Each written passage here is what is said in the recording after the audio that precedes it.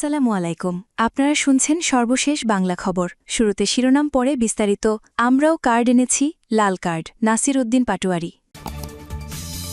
তোরা নিশ্চিহ্ন হয়ে যাবি বাংলাদেশ থেকে, সার্জিসকে নীলা ইসরাফিল।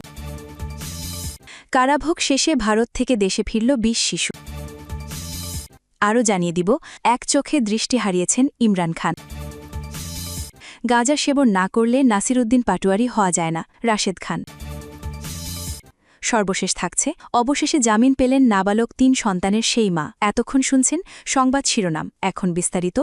তবে তার আগে অনুরোধ থাকবে, ভিডিওটিতে একটি লাইক দিন এবং ভিডিও সম্পর্কে আপনাদের গুরুত্বপূর্ণ মতামত কমেন্ট করে জানিয়ে দিন। আমরাও কার্ড এনেছি, লাল কার্ড। এনসিপির মুখ্য সংগঠক নাসির উদ্দিন পাটোয়ারি বলেছেন, শেখ হাসিনা স্মার্ট কার্ডের নামে অনেক টাকা হাতিয়ে নিয়ে গেছে।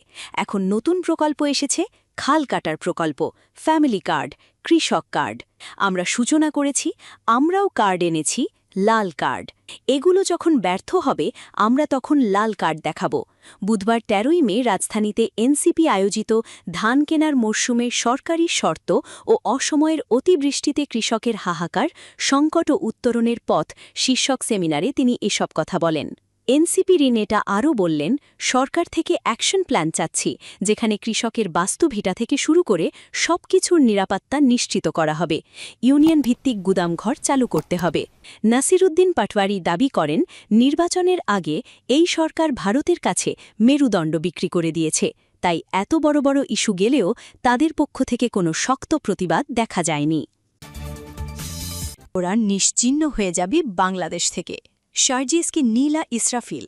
জাতীয় নাগরিক পার্টির অন্যতম নেতা সার্জিস আলমকে ঘিরে উন্মুক্ত বার্তা প্রকাশ করেছেন দলটির সাবেক নেত্রী নীলা ইসরাফিল। বুধবার ১৩ মে বিকেলে নিজের ভেরিফাইড ফেসবুক অ্যাকাউন্টে দেওয়া এক পোস্টে তিনি এই বার্তা শেয়ার করেন। তার ফেসবুক স্ট্যাটাসটি পাঠকদের জন্য হুবহু তুলে ধরা হল। প্রিয় সার্জিস আলম, তোরা এখন বিরোধী দলে আছিস, কিন্তু মনে রাখিস, বিরোধী দল হিসেবেও তোদেরকে বাংলাদেশের মানুষ মেনে নেবে না। তোরা নিশ্চিহ্ন হয়ে যাবি বাংলাদেশ থেকে। বাস্তবতা মেনে নাও, রাজনীতিতে অবস্থান বদলায়, কিন্তু জনগণের রায়ই শেষ কথা। বিরোধী দলে আছিস, এটাই বিশাল ব্যাপার, কিন্তু জনগণের আস্থা অর্জন করাই এখন তোমাদের সবচেয়ে বড় পরীক্ষা। বাংলাদেশ আওয়ামী লীগ ফিরবে কি ফিরবে না সেটা ভবিষ্যৎ নির্ধারণ করবে, কিন্তু তোরা থাকবি কি থাকবি না সেটা নিয়ে চিন্তা কর। তোমরা রাজনৈতিকভাবে কতটা টিকে থাকতে পারবা সেই প্রশ্নের উত্তর দিতে হবে এখনই, কারণ জনসমর্থন ছাড়া কোনো রাজনৈতিক শক্তির ভিত্তি টেকে না। সময়ের সংকেত স্পষ্ট, জনগণ দেখছে, বিচার করছে এবং মনে রাখছে। রাজনৈতিক উত্থান যেমন বাস্তব, পতনও তেমন বাস্তব, আর সেই হিসেব শেষ পর্যন্ত জনগণই মেলায়। তোদের পতনের কাউন্টডাউন অনেক আগেই শুরু হয়েছে, এখন শুধু তার ধ্বনি আরও স্পষ্ট শোনা যাচ্ছে। প্রতিটি ভুল সিদ্ধান্ত, প্রতিটি বিভ্রান্তিকর অবস্থান সেই পতনকে আরও ত্বরান্বিত করছে। এখন হুঁশিয়ার হওয়ার সময়। আত্মসমালোচনা করুন, জনগণের কাছে জবাব দিন এবং মনে রাখুন, বাংলাদেশের রাজনীতিতে শেষ শব্দ ক্ষমতা নয়, জনগণই বলে। ইত্তেফাক, MAM।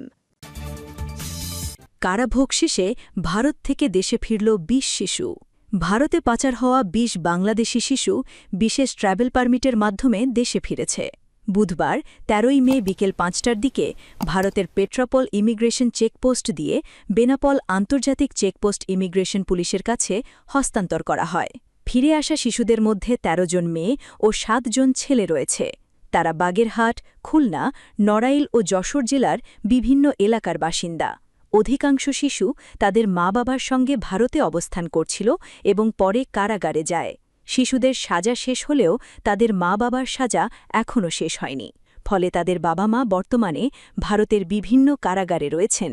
ইমিগ্রেশন সূত্রে জানা গেছে, ভালো কাজের আশায় দালালের মাধ্যমে পাসপোর্ট ছাড়াই সীমান্তের অবৈধ পথে তারা মা-বাবার সঙ্গে ভারতের পশ্চিমবঙ্গের বিভিন্ন এলাকায় যায়। সেখানে তাদের মা-বাবা বাসাবাড়ি ও মাঠে কাজ করতেন।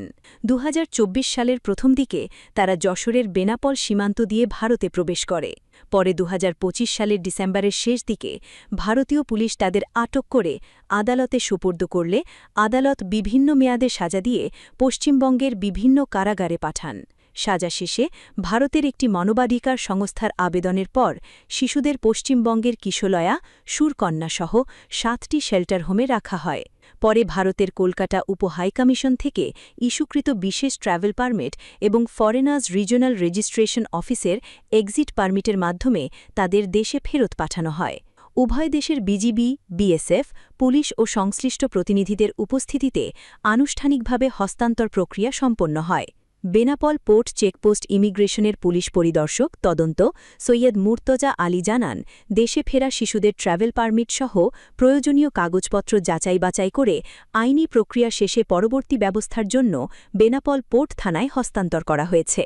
বেনাপোল পোর্ট থানার officer in charge OC Ashraf Hossain বলেন, আইনি প্রক্রিয়া শেষে শিশুদের যশোরের জাস্টিস অ্যান্ড কেয়ার, মহিলা আইনজীবী সমিতি ও যশোর রাইটস নামের 3টি মানবাধিকার সংস্থার কাছে হস্তান্তর করা হয়েছে। সংস্থাগুলো তাদের পরিবারের কাছে পৌঁছে দেওয়ার দায়িত্ব নিয়েছে। এক চোখের দৃষ্টি হারিয়েছেন ইমরান খান। পাকিস্তানের সাবেক প্রধানমন্ত্রী ও তেহরিকে ইনসাফের প্রতিষ্ঠাতা ইমরান খান কারাগারে ভয়াবহ নির্যাতনের শিকার হয়েছেন। এর ফলে তিনি এক চোখের দৃষ্টিশক্তি হারিয়েছেন বলে দাবি করেছেন দলটির সাধারণ সম্পাদক সালমান আকরাম রাজা। বুধবার ১৩ই মে ইসলামাবাদের সুপ্রিম কোর্টের বাইরে সাংবাদিকদের সাথে আলাপকালে তিনি এই বিস্ফোরক তথ্য প্রকাশ করেন।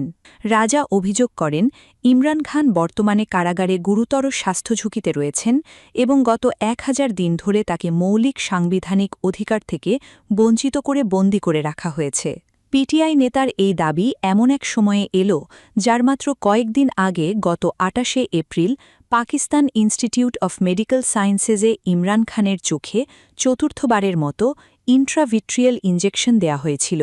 এর আগে সুপ্রিম কোর্টে জমা দেওয়া একটি প্রতিবেদনে জানানো হয়েছিল যে Imran Khan central retinal vein occlusion নামক চোখের একটি জটিল সমস্যায় ভুগছেন। এই রোগে চোখের রেটিনা থেকে রক্ত সঞ্চালনকারী প্রধান শিরাটি অবরুদ্ধ হয়ে পড়ে, যা সাধারণত উচ্চ রক্তচাপ বা হৃদরোগ জাতীয় সমস্যার সাথে সম্পৃক্ত।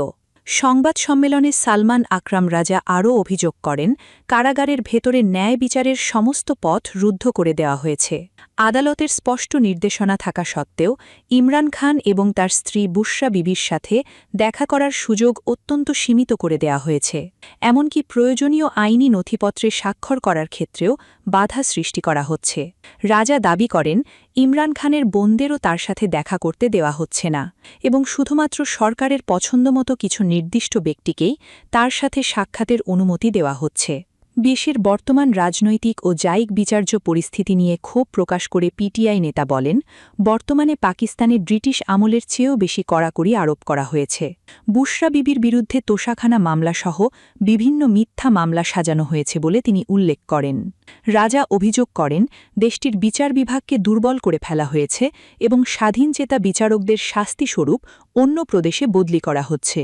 সবশেষে তিনি হুঁশিয়ারি দিয়ে বলেন, আইনি লড়াইয়ের সব পথ সংকুচিত হয়ে আসায় পিটিআই এখন জনগণের কাছে এই পরিস্থিতির বিচার নিয়ে যাবে। সূত্র জিও নিউজ। গাঁজা সেবন না করলে নাসিরউদ্দিন পাটোয়ারি হওয়া যায় না বলে মন্তব্য করেছেন গণ অধিকার পরিষদের সাবেক সাধারণ সম্পাদক ও বর্তমান বিএনপি নেতা মোহাম্মদ রাশেদ খান। এছাড়াও একজন লোক শিবির থেকে বাম হয় কিভাবে, এমন প্রশ্ন তুলেছেন তিনি। বুধবার ১৩ মে সকাল ৯টা ৪৩ নিজের ভেরিফাইড ফেসবুক আইডিতে দেওয়া স্ট্যাটাসে তিনি এমন মন্তব্য করেন। রাশেদ খান লিখেন, গাঁজা সেবন না করলে নাসিরউদ্দিন পাটোয়ারি হওয়া যায় না। অতীতে সে জামায়াতে ইসলামীকে গালিগালাজ করেছে, এখন জামায়াতের সাথে মিতালি করে বিএনপিকে গালিগালাজ করছে। তিনি লিখেন, নাসিরউদ্দিন পাটোয়ারি জামায়াতে ইসলামীকে বলেছে, ১. জামায়াতে ইসলামী ভারতের এক্সটেনশন, ২. সংস্কারের নামে ভণ্ডামি, ৩. মুনাফিকের দল, ৪. ধর্মের নামে চেতনার ব্যবসা, ৫. জামায়াতের মুখে এক অন্তরে আরেক, ৬. জামায়াতের রাষ্ট্র ক্ষমতায় যাওয়ার প্রশ্নই আসে না, তাদের রাজনৈতিক দর্শন ও অতীত আচরণ বাংলাদেশের স্বাধীনতা মানচিত্র ও জাতীয় চেতনার পরিপন্থী ইত্যাদি। একটা দল সম্পর্কে এত কিছু বলার পরে আবার সেই দল থেকে নির্বাচন করা একমাত্র গাঁজা সেবন করলেই সম্ভব বলে মনে করেন তিনি। গণ অধিকার পরিষদের সাবেক সাধারণ সম্পাদক লিখেন, আমি এনসিপিকে বলবো দ্রুত তার ডোপ টেস্ট ও চিকিৎসা করুন, অন্যথায় তার শরীরে প্রতিদিন যে পরিমাণ নিকোটিন ঢুকছে আর এর প্রতিক্রিয়ায় আবল তাবল বকছে, না জানি আবার জামায়াতে যোগদান করে এনসিপিকে নিয়ে কি বলা শুরু করে, যে এনসিপি জাতির সাথে গাদ্দারি করা শুরু করেছে। জামায়াতে ইসলামী পারেও বটে। রাশিদ খান আরও বলেন, তাদের রাজনীতিকে নিয়ে একের পর এক প্রশ্ন তোলার নাসির উদ্দিন পাটোয়ারি আজকাল তাদের আইডল, কারণ সে এখন রূপ বদলে ফেলে জামায়াতপন্থী হয়েছে। পডকাস্টে বলেও বেড়াচ্ছে সে নাকি শিবিরের সাথী ছিল, অথচ ক্যাম্পাসে দেখেছি সে বাম করে। একজন লোক শিবির থেকে বাম হয় কিভাবে? অবশেষে জামিন পেলেন নাবালক ৩ সন্তানের সেই মা আঁখি খাতুন। বুধবার ১৩ই মে বিকেল ৪টার দিকে তিনি জামিন পান। মাদক মামলায় ভ্রাম্যমাণ আদালতের আদেশে গেল ১৫ দিন ধরে নওগাঁর জেলা কারাগারে বন্দী ছিলেন তিনি। গত মার্চ মাসে মারা যান বাবা। একমাত্র আশ্রয় মাও জেলে। আর জেল গেটে এসে দিনের পর দিন দাঁড়িয়ে থাকে অসহায় শিশু সন্তানরা। সামান্য আইনি সহায়তা দেওয়ার কেউ ছিল না অসহায় ৩ প্রতিবন্ধী সন্তানের মায়ের। এমন সংবাদ প্রচারিত হয় একটি বেসরকারি টেলিভিশনে, যা নজরে এড়ায়নি প্রধানমন্ত্রীর। এরপর সাথে সাথেই বিষয়টি খতিয়ে দেখতে ও অসহায় সেই নারীকে আইনি সহায়তা দেওয়ার জন্য নির্দেশ দেন প্রধানমন্ত্রী। প্রধানমন্ত্রীর নির্দেশে স্থানীয় বিএনপি নেতারা নামেন আইনি লড়াইয়ে। অবশেষে যথাযথ আইনি প্রক্রিয়া শেষে জামিন পান আঁখি খাতুন। জানা গেছে, গতকাল রাতে মহাদেবপুর উপজেলা বিএনপি সভাপতি রবিউল আলমকে নির্দেশ দেন আইনি সহায়তা দিয়ে পরিবারটির পাশে দাঁড়ানোর জন্য। পরে যথাযথ আইনি প্রক্রিয়ার মাধ্যমেই নাবালক ৩ সন্তানের জননী অসহায় সেই আঁখি খাতুনের জামিনের ব্যবস্থা হয়। জামিনের পর আজই কারাগার থেকে মুক্তি পেয়েছেন তিনি। মুক্তির পর তিনি ৩ সন্তানকে বুকে জড়িয়ে নেন তিনি। অনেকটা আবেগ আপ্লুত হয়ে পড়েন। দীর্ঘদিন পর সন্তানদের এভাবে বুকে জড়িয়ে নিয়ে তিনি যেন অন্যরকম এক শক্তির নিঃশ্বাস ফেললেন। একই সাথে তার সন্তানরাও প্রধানমন্ত্রীর এমন মানবিক উদ্যোগে যেন অন্ধকারে দিশা খুঁজে পেলেন। এ বিষয়ে নওগাঁ জেলা ও দায়রা আদালতের বর্তমান সরকারি কৌঁসুলি পিপি মোহাম্মদ শাহরিয়ার বলেন, আমাকে জানানো হয় প্রধানমন্ত্রী বিষয়টি গুরুত্ব সহকারে দেখার নির্দেশ দেন। ওই নারী যেন আইন অনুযায়ী ন্যায় বিচার ও প্রতিকার পান সে বিষয়ে দ্রুত ব্যবস্থা নিতে ও অগ্রগতি জানানো সহ বিষয়টি খতিয়ে দেখার নির্দেশ দেন। এর পরপরই তাৎক্ষণিকভাবে প্রয়োজনীয় পদক্ষেপ নেওয়া হয়। পরে বিষয়টি সিনিয়র জেলা ও দায়রা জজ মোহাম্মদ রকুনুজ্জামানের নজরে আনা হলে আদালত আসামিপক্ষকে আবেদন দাখিলের নির্দেশ দেন। আসামিপক্ষের আইনজীবী অ্যাডভোকেট আবু জায়েদ মোহাম্মদ রফিকুল আলম রফিক আবেদন উপস্থাপন করেন। উভয় পক্ষের শুনানি শেষে আদালত সন্তুষ্ট হয়ে ওই নারীকে জামিন মঞ্জুর করেন। তিনি বলেন, ভদ্রমহিলা ইতোমধ্যে কারাগার থেকে মুক্তি